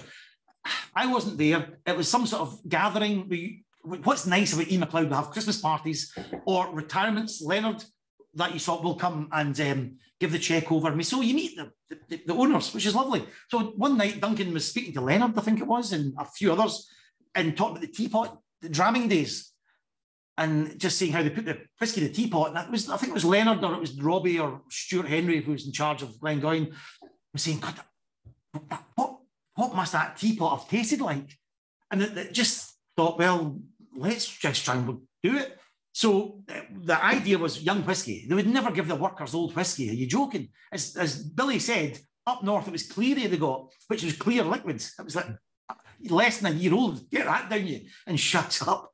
But here at Glengoyne, I think the manager liked a scoop, as we say, and he gave the lads a bit more mature. So it was never meant to be matured whiskey, the teapot. So it's coming in this one, and the one previously had a 14 in it. This one I don't think has anything over 10. So it's 5 casks. They're all sherry casks, either European oak sherry. I think it's 3 European oak sherry casks and 2 American oak sherry casks. They're big 500-litre puncheons, made in Spain, soaked in Oloroso, brought here, and round about 6, 7, 8, 9 years old, they get sent to Broxburn bottlers, and they're filled into a vat, no chill filter, no water, just 5 barrels mixed and then bottled. So it's only 3,000 in a run. And each batch is either 2 American or 3 American oak, or as I said last time, they decided to put a 14-year-old in for just to mix up a bit. But generally, it's all round about the 6, 7, 8 years old whiskey. So it's young. And I think that's what's good about the teapot. You've still got that new make, fruity, appley freshness there. But my goodness, the colour of it is deep and dark, and the wood is really having its say. So you've got a real lively spirit and a real coming together of wood, rum, raisin, molasses, and fruity. So it's a real youth meets oak in a bottle. As fresh as you can get. And as Duncan was saying, you sent the guy up with the fat fingers because it was 3 fingers you got. So you get the person with the fattest fingers to go up, and they filled up the glass to 3 fingers, and then they had 3 a day. Not 1 a day, 3. So that was not this little measures. I'm at least a triple, a quadruple, boom, in the morning, boom, lunchtime, and at tea time. And Duncan said, no. So those old guys were taking Duncans in the teapot, boom. So, I mean, alcoholism, it was a hard drinking culture. It really was up until the early 1980s when it was stopped. But we've brought that back. Drink responsibly, of course, but we're celebrating that culture. We're celebrating those days with the teapot jam. So yeah, it's 5 casks, nothing added, just combined together to give a little flavour of what that teapot would have been like. All single malt, we're young, swirling around, all sherried. Are we going to go and have a drink of it now? I know it's quite quick after the cask strength. I do apologise. Oh, it's great. Yes, I just went downstairs and grabbed it. So this is pouring stock. So yeah, 3,000 of them. So I don't know if it's a small batch in Australia. Would that be right, Craig? There won't be much. None in Australia. We're not getting any, but Right. we've tried through the importers here. We're trying to source some bottles of it to make available to people in this tasting. So, they said by the end of the year we might have some coming over. So we'll keep chasing it, and then we'll let these guys know. So is there some to taste now? Is that right? Some to taste now. So we managed to get a couple of bottles over for this tasting. So yeah. Oh, hallelujah! I'll just finish the 25 and have it.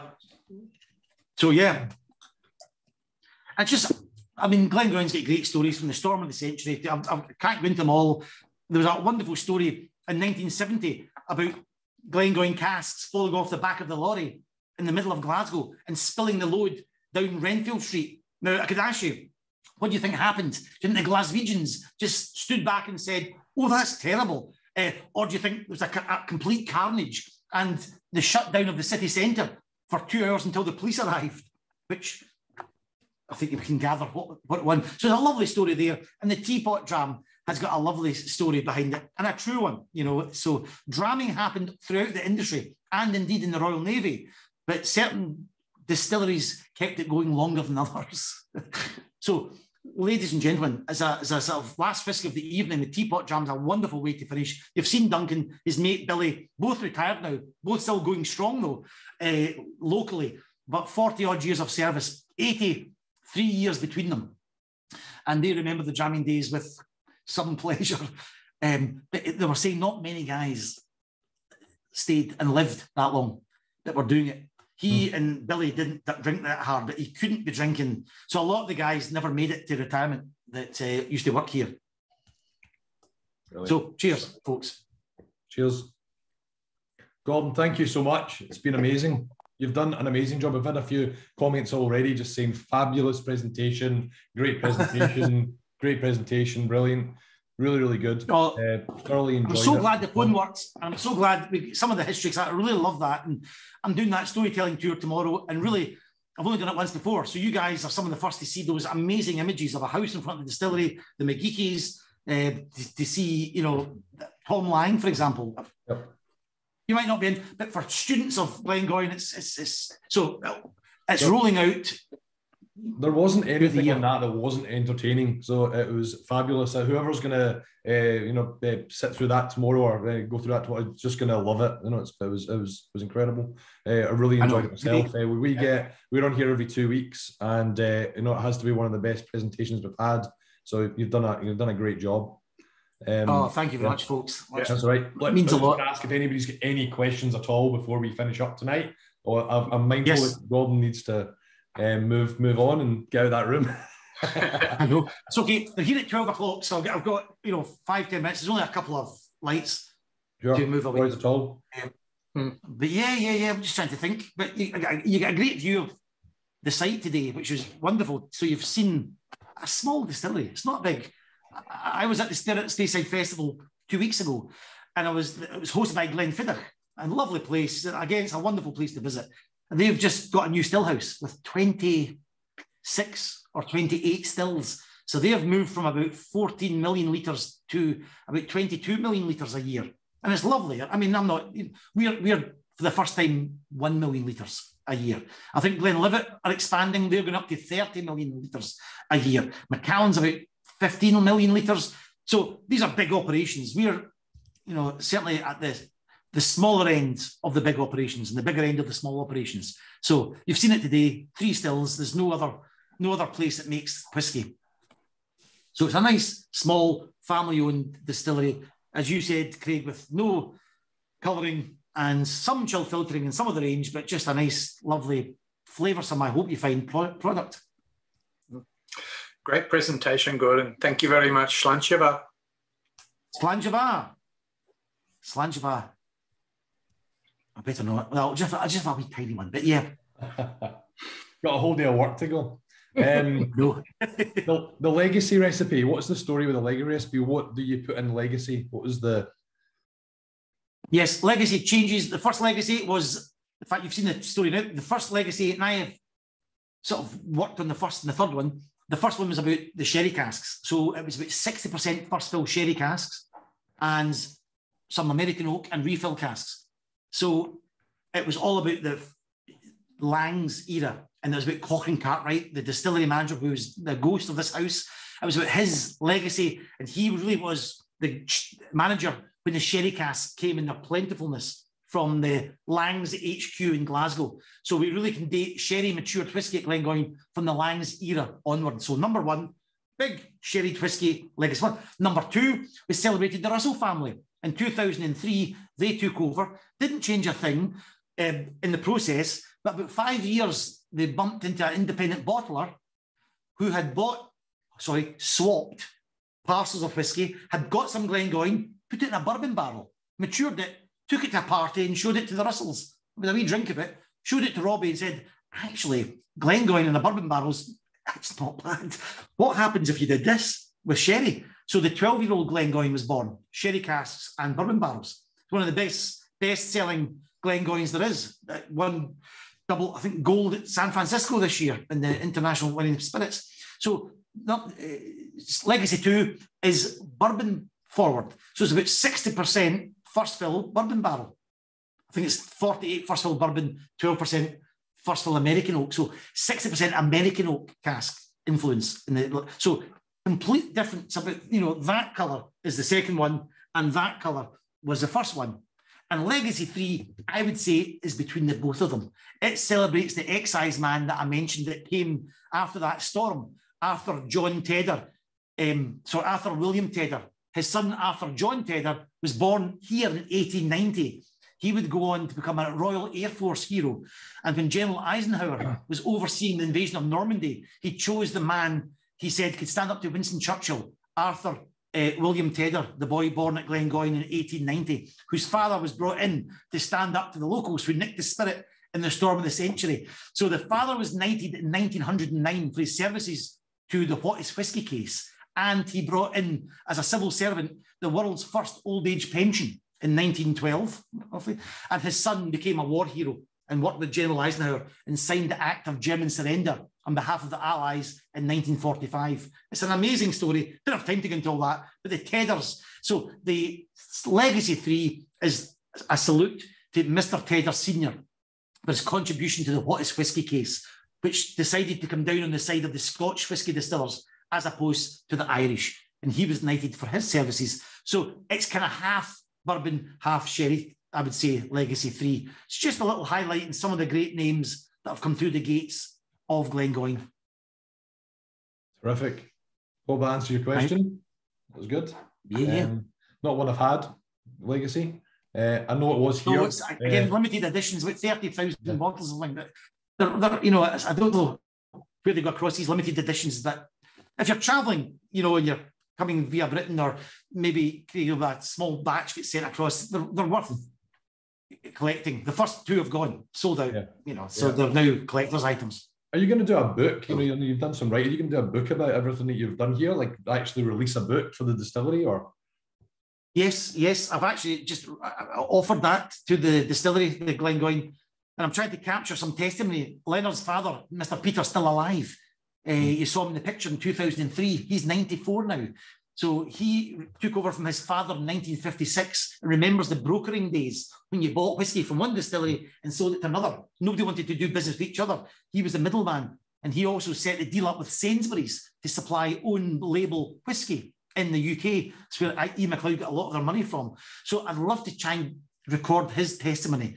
And I've tracked down a gentleman that was the excise officer in Glasgow, where the whiskey went from Glengoyne to a big bonded warehouse. I found him. He's in his 90s.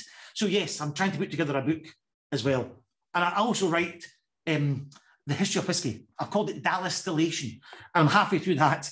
I go right back to the 3,000 years BC with that beer in Scarabray in Orkney. And I go right through to the present day and how whiskey evolves from beer, and a bit of comedy as well. So, I've got lots of irons in the fire, but not enough time, Craig. That's the problem. That is true. But yes, you're absolutely right. There was an old book at Glengoyne, and it's factually incorrect. So there's lots more facts I've unearthed, and it's just need to start putting together to create a book. But most of it's there, and I'm hoping we will get a book out within the next couple of years of some of these images and facts around Glengoyne. Sounds great. More of a personal question. I wanted to know from your background, of all the people that you've ever interviewed, who's the sort of, I guess, best interview? Who's the most interesting person you've ever interviewed? I know that's a lot of it was Scottish football, and I'm not really want to talk about that because your fellow countryman has just taken Celtic to the league title last night. I know. I'm in the same boat. Anyway, we'll all get next Wednesday nights. Anyway, I'm not going to tell you who I support, but he's a very good manager. I have to doff my cap to Postecoglou. So I keep coming back. I suppose it's a big name. A lot of people in Scottish football. I wrote for a lot of people, but I suppose there was a Scotland versus Italy qualifier for was it the 2009? I think it was for the Euros in 2010. It was Scotland versus Italy, massive game at Hampden, and I had Rod Stewart in the end of the line, completely off he'd been drinking all day, and the chap who now works for ESPN, who I used to work with, he's still there doing this. Anyway, he was with him and got put a phone under it. So it was Rod Stewart completely off his, you know what, he was completely drunk. And so I'd like to say I interviewed Rod Stewart, but there's hardly any sense out of him. So maybe since it's a big name, interviewing a very drunk Rod Stewart, talking about Italy. Yes, brilliant. In Scotland. We get beat that day. We never made it through. So that was. But yes, writing for all sorts of, all sorts of people. But always the bridegroom, So, but whiskey has been a wonderful. I would never have thought, and that's what I've done, really brought the media background into the world of whiskey. And thankfully, Ian McLeod said, yes, go for it. Here's some money, do a fin show, and they got a projection room and had a huge immersive room and with trains and angels in the ceiling. And it was a very immersive drinking experience. So that was wonderful. And this tour that I'm doing now, I get the whole distillery to walk about and hide bottles of whiskey all over and on you go. So it's been... And one door shut with the media worlds, and another one opened with the whiskey worlds. So it's been wonderful. And actually, I have to say, you wouldn't go far wrong in buying one of Charles MacLean's books. Charlie MacLean, the great whiskey writer, just made Lord Lieutenant of Edinburgh, I believe, a couple of days ago, who's in the movie The Angel Share with the moustache doing the auctioneering. But I was in Charles MacLean's front room delivering some whiskey, and I got him to sign my book. And so although I love folk sport and some of the showbiz, being in Charlie MacLean's front room with his library of books, the master, talking about first editions, that was quite special. And that was last year. Yeah, wonderful. So finishing Charlie MacLean. Yeah, he's a great man. He's been here a couple of times, and I've had the chance to meet him both, but very good. Yeah, great writer as well. And the movie was actually they used the front of Glengoyne Distillery for the movie Angel Share. So if you've not seen that Angel Share movie, rent it or look for it on streaming. But it's very, very good. You mean Rory McAllister? Yes. That's right, it's Rory McAllister. That was his character, Rory McAllister, I think. Oh yeah, so good. Yeah, similarly, they couldn't get the light up at the Burnfoot Lodge. They couldn't get the lights, so they went to Deanston to do the internal shots, I believe. Yeah, that's right. I wasn't here at that time, but they invited them all to the cast party at the end, which was very nice of them.